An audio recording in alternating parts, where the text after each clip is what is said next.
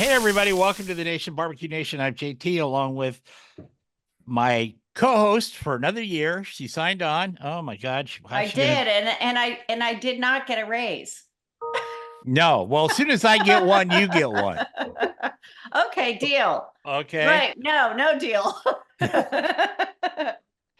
What are you, Howie Mandel? Deal. No deal. What is it?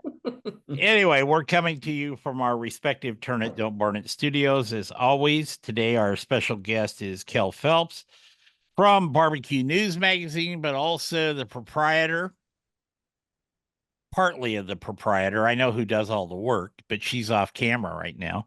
Of working the NBBQA. Yeah, they've got a big event coming up. We're going to start off with that. Anyway, welcome, buddy. Man, always great way to kick off a new year, hanging out with you guys. I know. I feel like I haven't seen or talked to you in a while. It has been a while. I think we did Usually the storm I see you thing. at the Royal, and I didn't see you at the Royal, so maybe that's what I'm missing. Yeah, we did that storm show on the way there, and then I got there and we flooded, and I was swimming around trying to keep everything. Well, you should be good with water now. You should be really good. Yeah. Did you, speaking of water, not that we don't want to talk about barbecue, but did you see the videos from London yesterday? No. Okay. It's been raining like hell and the rivers come up. Guess what else come up and come out? Rats. They had these rats that were as big as ponies running around there. And I'm like, why doesn't somebody just stand out there and go thunk, thunk, thunk, in the rat problem? But they didn't ask me. So wow, I'd do it for them. But anyway, okay, you've got your shindig coming up here the 14th or the 15th through the 18th down at the shed. So my first question is, are you going to be able to keep Brad in line? Man, I've been knowing Brad since they were in a 10 by 10 shed with a couple of picnic tables out in front of them. And when we met, he was dumpster diving, I mean, on a daily basis to start collecting stuff for the shed. Man, there's no keeping that kid straight. And I know he's 45 years old now, something like that. But no, there ain't no keeping that straight. No. He's very active. He's very active. He's a lot of fun, though. Yes. He's a lot of fun. Always a life of the party, no doubt. Yeah. Brooke kind of stands there and he goes, what can I do? He's my brother. Again, he's my brother. The brains behind the operation is Brooke, and Brad's just the instigator and hype man, no doubt. And I think Mama Shed, she kind of stands back and she's got these little invisible strings and she goes, pull, pull, pull. I think Linda does that. Yeah. That'll be good, though. That'll be good to have the convention down there, don't you think? Man, we put a lot of thought and a lot of effort into trying to create something that is a 2-for-1 deal almost. There's a series of events that happen early first of the year, and NBBQA conference has always been early on in the year, so that number one, we try not to compete with too many other events, but it allows people from way up north, where those guys are closed down a lot for the winter. It allows them a chance to come and learn and teach and share what they do, which is what NBBQA is all about. So, as the last few years, it's been harder and harder to draw a big bunch. So we just decided, hey, listen, instead of one big event, we're going to do a couple of smaller regional mini conference meetups, whatever you want to call them. And this is the very first one at doing that. It allows people who are in the region to come and not travel across the country. And also, there'll be close to 200 teams there at the shed. So it allows us to play with those guys, and vice versa. Our bunch gets to come and play down at the shed at the showdown there as well. So there's a competition involved as well. Oh yeah. Oh yeah. Of course, always the Rhinestone Cowboy Cook-Off will be there on Friday.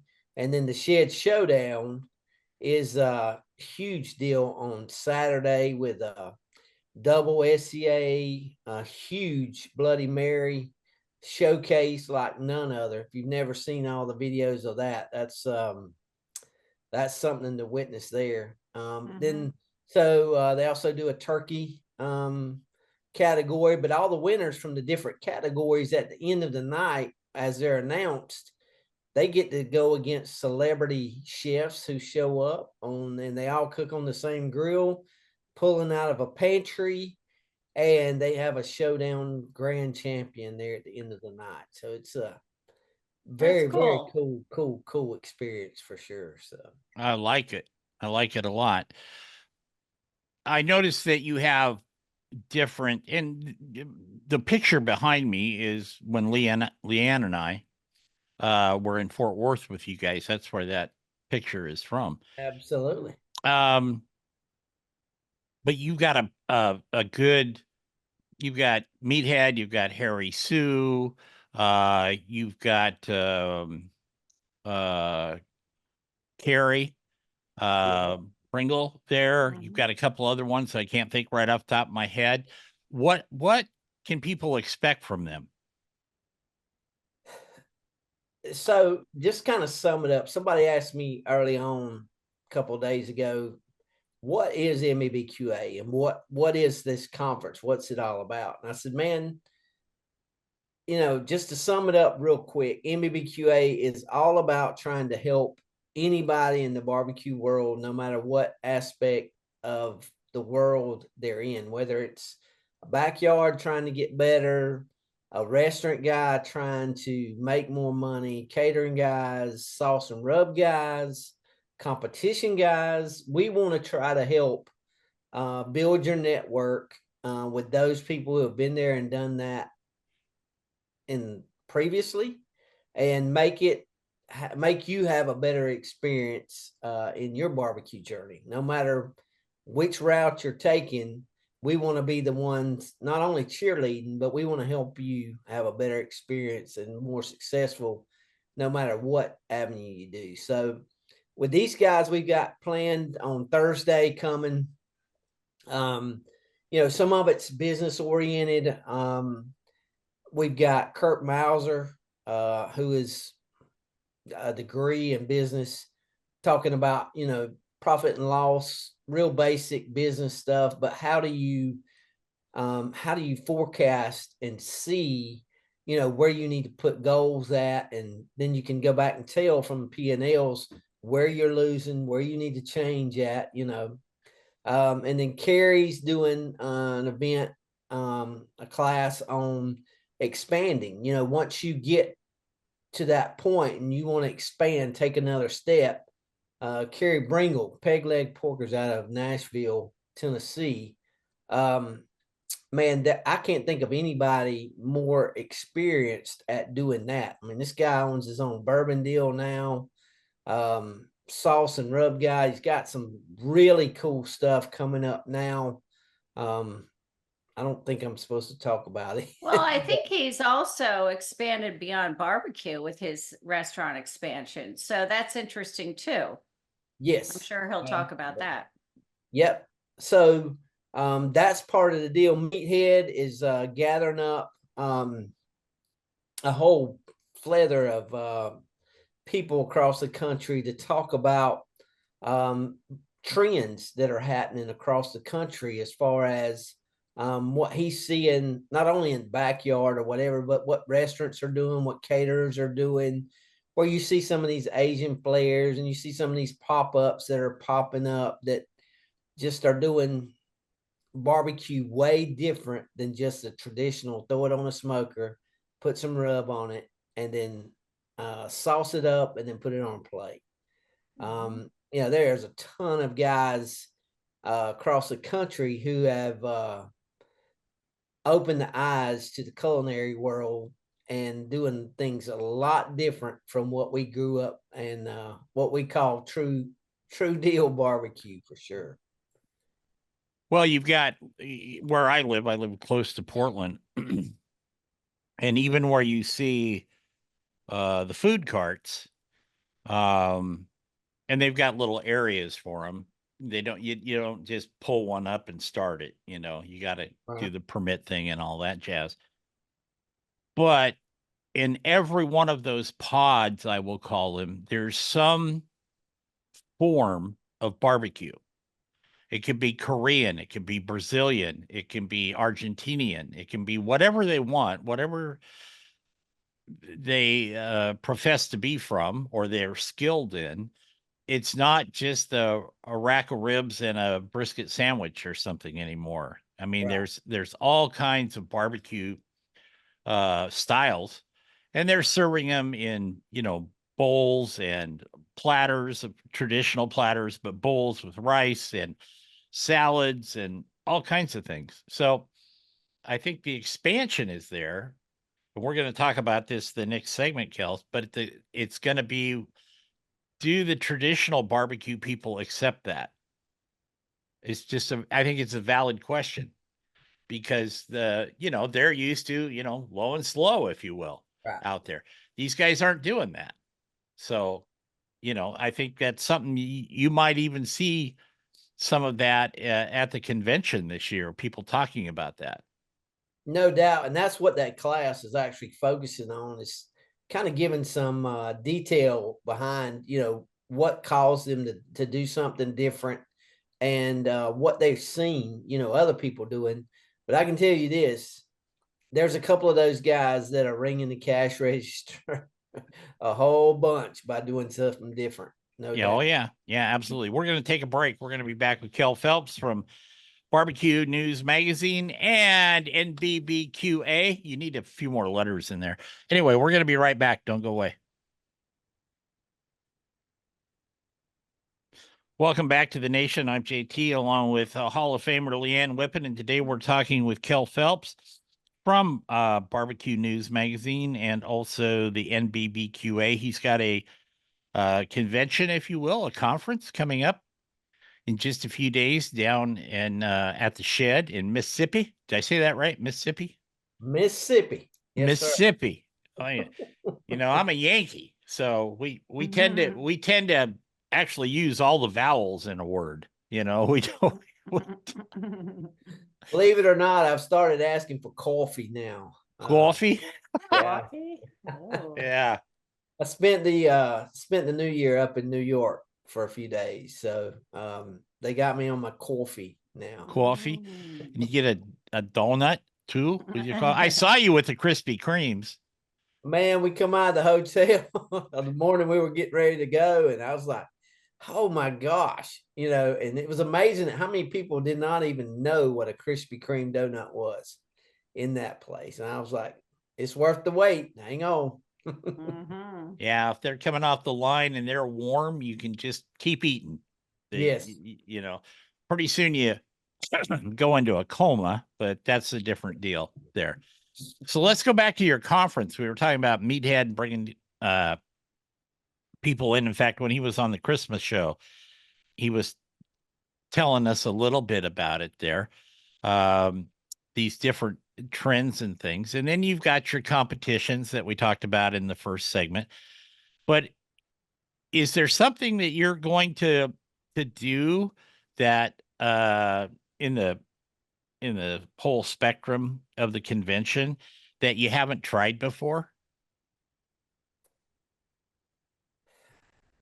Not necessarily that we've never tried before. I mean, we'll have the Meet the Master deal where we bring in some of the top-notch guys and set them down, and it gives everybody an opportunity to come have some one-on-one time and ask anything they want to of these guys. So we'll have a dozen of those sit down. We'll do that for about an hour and a half. So that alone is worth the price of admission for sure. Yeah. But as far as anything brand new, I think the overall concept of us partnering with another event or having a smaller condensed conference at, you know, like a 1 day or 2 day deal versus a 4 day extravaganza or whatever on our own. That's the whole concept, is something different, but it's all made up of stuff that we've done previously that's been successful and that we've got positive feedback from, for sure. So Do you ever see you guys doing this in, like, you know, I'm clear out here, I'm 2,000 plus miles away, and you don't think of the Pacific Northwest as barbecue central, although I see popping up out here a lot more competitions and stuff. I just got a couple of emails from some people that asked me if I would come, you know, take a look at them and stuff. Do you ever see yourself doing one of these in kind of satellite areas, or breaking the country up into regions and doing them? absolutely. And that was kind of the that's kind of the concept of what we're talking about. You know, I don't know how many we'll do per year, but it gives us an opportunity to put together a compact program. So it's not so labor intensive.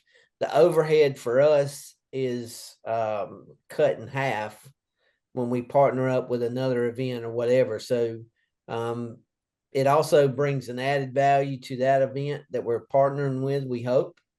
So, but yeah, I see us can do this anywhere, hopefully. We'll see. I mean, we're like I say, we're cutting our teeth with it, and I cannot thank Brad and Brooke, those guys with the shed, enough for allowing us to partner up with them, or Sure. whatever you want to call it. But I think it's a great place to start. They've been huge supporters of MEBQA over the years. I couldn't think of any other event or place that, if it failed there, I think it would probably not go well anywhere else. But so far, I think the sky's the limit, and I see a lot of potential in doing this other places throughout the country, for sure. Are there places to stay there in Ocean Springs? Oh yeah, I mean, Brooke hooked us up, and there is it's called, I'm cheating now. That's okay. Rain Travel Collection. There's actually a collection of hotels downtown in Ocean Springs. The one we're staying at is actually, I think, $99 a night, but it's right downtown Ocean Springs, and it's supposed to be a beautiful place right there. So that group of hotels has offered pretty good discount for us all to jump in there over the weekend. So If you were to meet somebody that was, and you do all the time, but kind of new to barbecue, Kell, and they looked at you and they said, "Why should I come to this?" You know, maybe they're not into it far enough to know who Carrie is, or Meathead, or Harry, or, you know, those folks.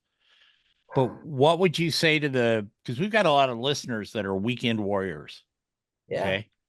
But what would be the benefit of them traipsing down to Mississippi for this? Mississippi.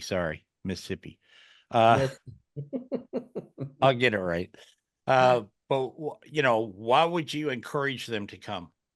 Well, no matter what, like I said, no matter what aspect of the barbecue world they're in, and if they're backyard warriors or whatever, I'm sure they're looking to do something a little different, get a little better, or learn something.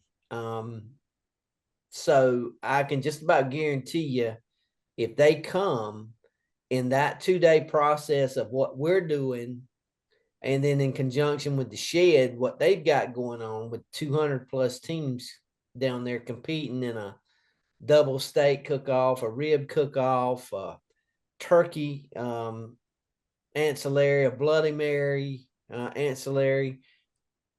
If they didn't learn something before they left with that crowd, I would probably say they need to get over their shyness or whatever. But if anybody come up to me and ask, what am I doing here? What am I going to learn?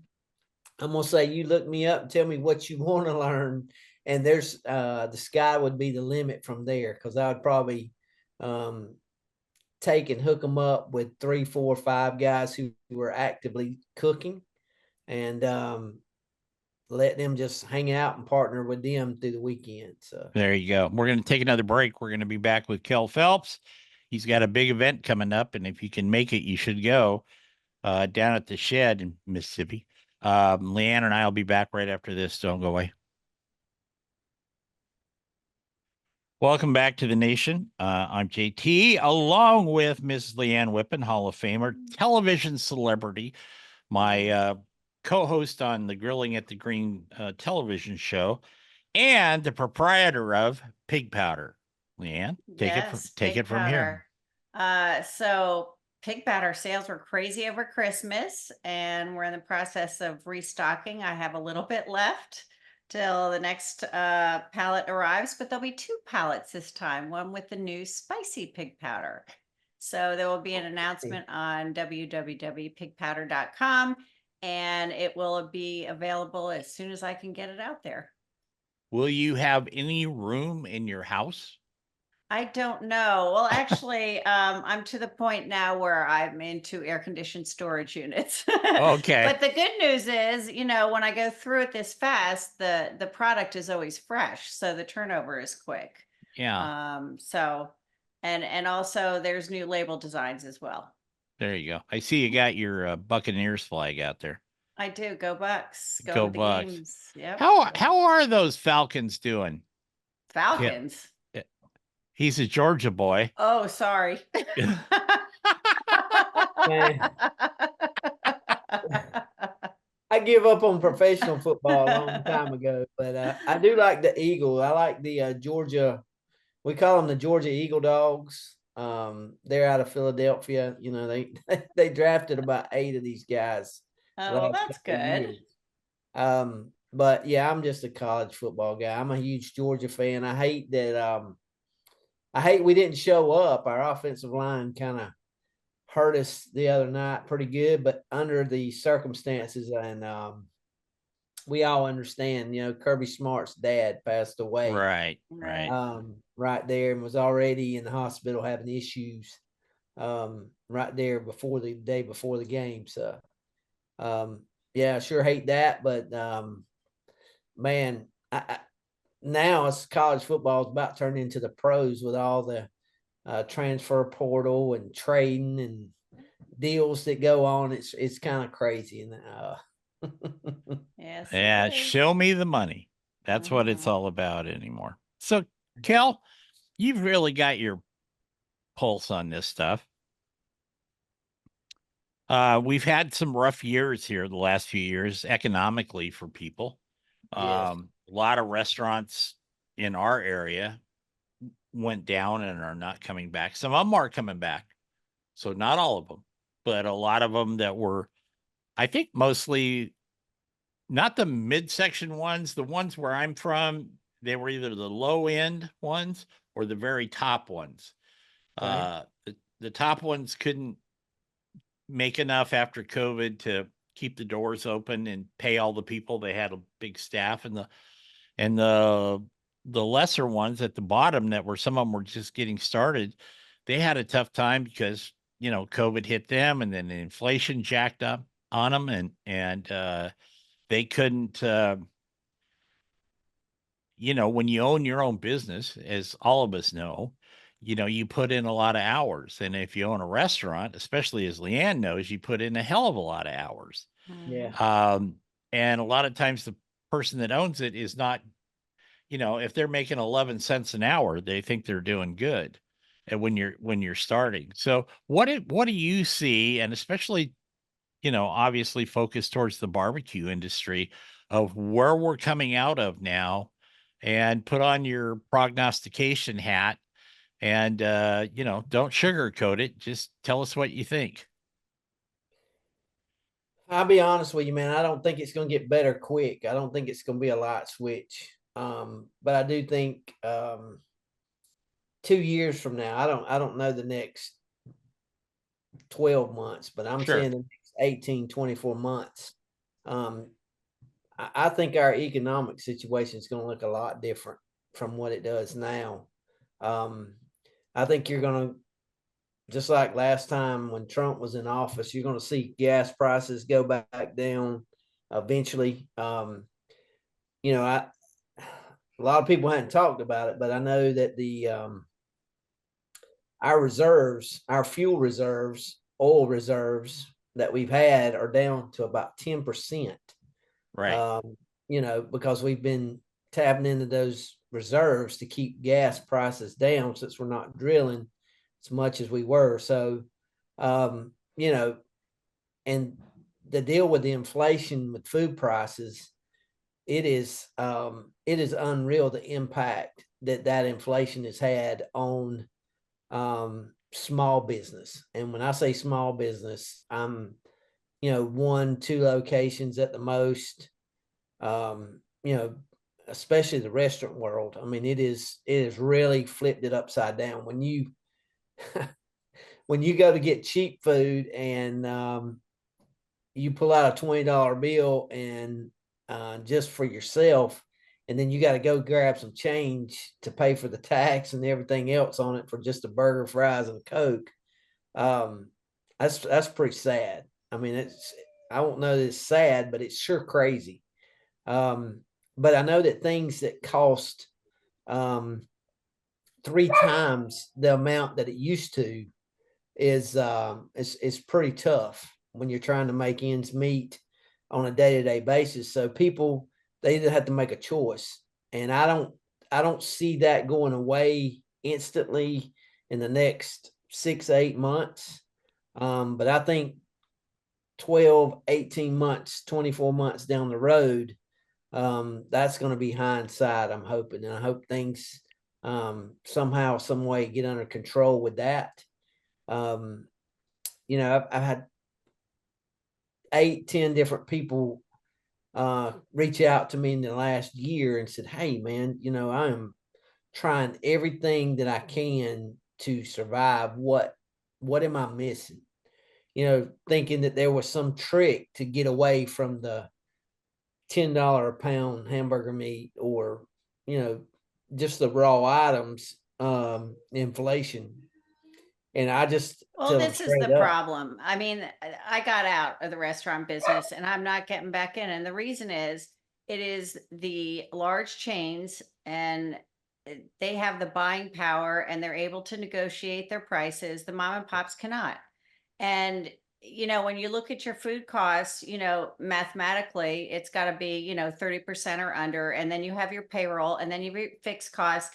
Rents have not gone down for retail for, you know, to rent No. space for a restaurant. So there's been no give and take. It's all gone up. The fuel prices it's not just about gas. It affects plastics, you know, Right. all your to-go Right. items.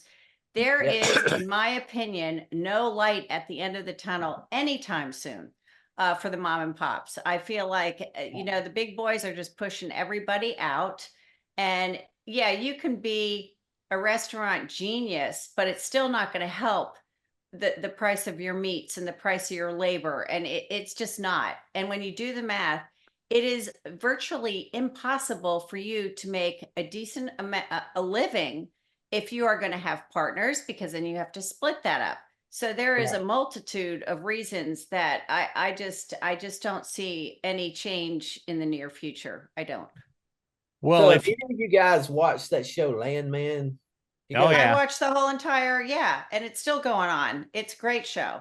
oh I my love gosh. Billy Bob Thornton. Yes. When he come out and he was telling the lawyer, you know, about all the, you know, what oil business is about, Right, you know, right. and how big it was. It's part of everything we do. It absolutely, I was like dumbfounded. I was like, really? And then, you know, you fact check, but that's the truth. He told the truth. So, Yeah, um, yeah. I mean, I hate to be yeah, grim, and so, you know, I don't know. I'm not optimistic about it, but it's the facts. yes. That's what I say. And I well, agree with you 100%. The big guys, the big restaurant conglomerates or whatever, you know, now they're actually partnering up with a ton of providers now. trying to get him buy up family farms, and then Yeah, group they're those wheeling and guys dealing, together. and they have the money to do it. Right.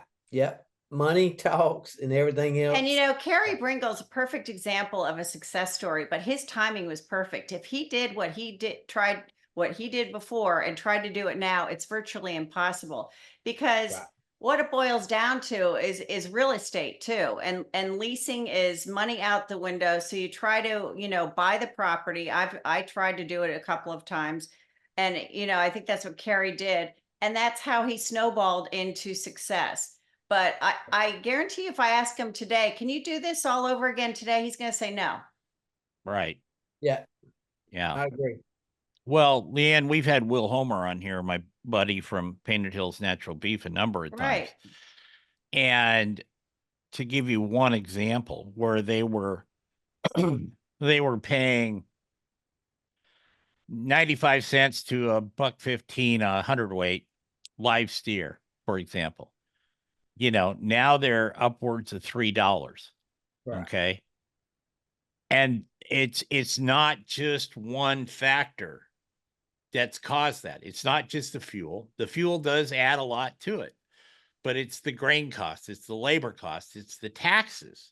Mm-hmm. Plus it's the you know, all those guys, all the commodities deal in the futures market. So they're trying to predict in September what they're going to need in June, for example. And they have, so they sell a contract for, and I'm simplifying this, folks, so don't yell at me if you deal in futures. But if they're selling, you know, steers hanging weight at that time for $2, and all of a sudden now it's the cost to get them there is $3.95, they've lost almost $2 a hundredweight per head. That's a lot of money. That's 100%. Yeah. And you ask them, well, what do you think the future market's going to be? Do you think the prices are going to come down? It's not optimistic. They can't predict, but it is not a smiley conversation. No, it's not. We're going to take a break. We're going to come back and wrap up the show. That would be Barbecue Nation with Mr. Phelps. From I want to tell you, I'm kind of upset I'm not going to be at the convention. I made an earlier commitment, not realizing that the dates were happening.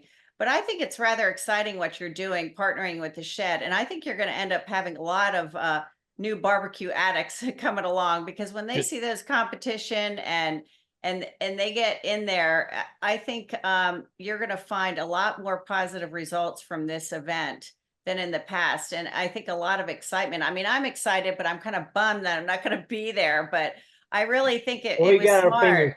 I think it was a smart thing to do. And if you can, you know, move this around the country, albeit it's tough to go out by Jeff in the Pacific Northwest, because, you know, you got to have people that are going to attend, and you're not going to have the attendance out there. But if you could certainly move it, you know, the Northeast has grown a lot, I think, with barbecue, but, you know, work your way up a little bit up, you know, the Eastern Seaboard into the Midwest. I think it could be very successful. So I'm excited to hear how it goes, and I wish you a lot of luck with it.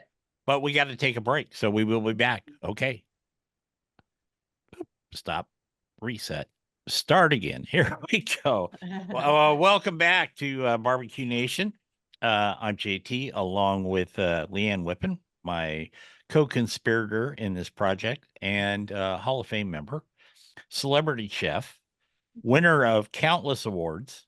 I feel very old. That's all you did was make me feel old. I'm sorry. This bouncing, bubbly blonde that's on the other end. I don't feel old, but you just made me feel old. I'm sorry. I'm sorry. And then we got Kell Phelps, who is older than hell. Anyway. Jeez, man. You know, I have been told I was the youngest, oldest guys people know. So do you ever have somebody walk up to you and go, "You've got an old soul"? I've had people tell me that. You've got an old soul. No. What, on my shoes or what? You know, come on. Daddy used to tell me I had the patience of Job, and then took me a while to realize that that was an understatement, a huge understatement. The older I get, that is definitely not true, but definitely I think pretty you're a intimidated. patient person. I do. Yeah. I think you're very patient. Yeah. I think that you are calming, and I think you experience so much stress from everything that you do because you do a lot. And it's amazing that you have the demeanor that you have with all the stress that's on your shoulders. That's because Miss Janet is behind him with a baseball bat, No, keeping him in line. she's a masseuse. She's giving him a back rub. There you go. Yeah, no, she's the one handling that. She's like a firefighter. She's got this big hose, so she sees these fires out in front of us, so she's putting them out before we walk into them. Well, good for her and you. And Yeah. you're eating Krispy Kremes, right? Mhm. Krispy Kremes, y'all, and we went to the Cats in New York, and let me tell you something, guys. Oh, Yeah. I have eat a ton of brisket in my life. I've never eat pastrami like that. But isn't that place holy incredible? moly. I know. Anyway, it was like 28 degrees, wind blowing 30 miles an hour. An hour we waited. Oh, And that's me and Janet actually both, not bad. Yeah. That's we were pretty. like, if this is not good, I'm going to kill somebody. We got was there and we worth it. dug in. Oh my gosh. Yeah. That I'm telling you, that was worth I'm the glad you wait. did that. That's a great experience. Worth You the know, wait. my daughter went to New York to work for a while. And I told her, I said, you got to go to Katz's, right? It's a thing. It's Yeah. kind of like going to Ethan's out on Coney Island. You know, you got a couple of things you got to do. You got to go up in the, you know, I'm I'm blanking out on the building in New York, the Empire State Building. Empire. Yeah, and you got to do that. So she goes to Katz's and she calls me. And she goes, Dad, this is a really good, one of the best corned beef sandwiches I've ever had. Maybe she had pastrami. I don't know. She goes, I'm not sure it's worth $37 though. I said, what the hell did you order? She goes, well, I had to have the pastrami and, on rye, like you said, and Swiss and mustard and mayo and this. And I had to have a side of potato salad. And I had this and that. I said, well, cost of living in New York is substantially higher than it is out here in good old Woodburn, Oregon. So, Yeah, it is. or Douglas, Georgia. So Let me ask you, do you remember how much a sandwich was? I bet you a sandwich was $27. Think it was 28 bucks, but we got it with nothing on it. We got sauerkraut and all that stuff on the side because Right. we wanted to try just the pastrami by itself, Straight make sure up, it wasn't yeah. watered down or whatever. But I mean, it's really like the price of brisket. You go into a barbecue place and you're going to pay, a lot per pound. Yeah. Yep, I think it was 40. I think you can order it at home. It's like 40 bucks a pound or something like that shipped. Wow. But it's all good. I bet you it doesn't cost that at the shed. no, I don't think you get pastrami at the shed No, either. I think Probably not. It'd be pork all the way. Yeah. It's all good. So we got a couple minutes here, Kell. Since you took over the NBBQA RSVP, that's my joke. I caught that. Yeah, you caught that. What have you learned? Oh my gosh. I've learned business is still hard, no matter what business you're in, no matter how much you want to help people. It's a hustle. The last couple of years, and I don't say that in a bad way, a hustle, trying to hustle people or whatever, but just making sure that people get their bang for their buck, no matter what it is, Right. has become harder and harder than ever before. That part of our job doesn't seem to be getting any easier. Of course, we do the magazine, and that thing has changed totally since we started in 1990. The print side is hanging on by a thread. It's getting more and more expensive to print it every month. But we've got those diehards now. I think a print subscription is $50 a year. People want it, the but they diehards, want yep. that print. And I said, you know, as long as they want to pay for it and we don't lose money on it, we'll do it. But we've kind of changed. We've learned, just like we did with the print magazine. We went to the digital side of things, and now the digital, we're about 50,000 a month now as far as readers.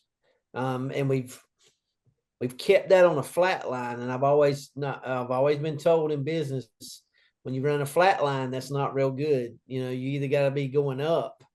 And when you start flatlining, you got to be careful. And we've able to keep that flat line for a while now, but same way with MBBQA, we've kind of changed our game plan on what we're doing. We've got into the live fire experience. We did it last year, Smoke Slam, where we're actually doing live demos, and we're bringing folks. Got to get Leanne involved in this deal. Where we're doing live demos and we're working for different companies. We're showcasing live fire cooking with like Al Fragoni, B&B Charcoal. You know, they have a huge team that does live fire stuff, and that's it creates an experience when people come to a barbecue event versus being able to walk around and leave ticked off because all they did was smell and see. This gives them opportunity to not only taste, but to see and learn, you know, whatever the pit masters were cooking, and learn the recipes and some of the tips. Well, now the live fire equipment's more readily available too, so they can actually do it at home. So that makes it nice. Yes, absolutely. And speaking of coming, just a few minutes, but you got to have me back here in the next few weeks. We're going to be announcing at the shed. I told you I was in New York over the New Year's. We had a series of meetings with some folks there, and we are like this close to closing a deal there. That is going to be pretty epic. Leanne will. Well, we will enjoy that you're going to break the news on our show. Yes.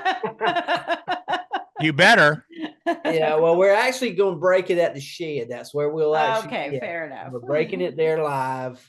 Those guys are coming, hopefully coming down to hang out with us, and we'll get to introduce them to some of our members and friends. And but it'll be pretty big news. We're excited about it. Something we've been working on for about 2 years now. So see it come to life will be pretty cool. Good for you. We got to get out of here. Kell Phelps, don't forget the NBBQA, cutting it off there, starts the 15th through the 18th at the shed down in February. January. Sorry, yeah, January. Yeah. I'm ahead of myself. January. Yes, you are. But that's okay. We still love you. I wish it was February. Give us a little more time to prep for it. But yeah, there you go. We'll be all right. But go to the NBBQA website, and there's lots of information there, and you can still get in. You can still go down and taste some food, listen to some great speakers, and meet Miss Janet, who takes care of this yahoo here. Anyway, Kell, thank you very much, buddy. Thank you. Guys, thank you guys so much. And here's to a huge and prosperous 2025 for you guys as well. And you well, we hope so. Yeah. We hope so. We're going to get out of here. Chef Steph's going to be with us next week if she's feeling better. And we've got Michelle Wallace coming up in a couple of weeks. And we've got a few other surprises. So for Leanne and Kell, I want to say adios, have fun, go out, be kind, and remember our motto, turn it, don't burn it.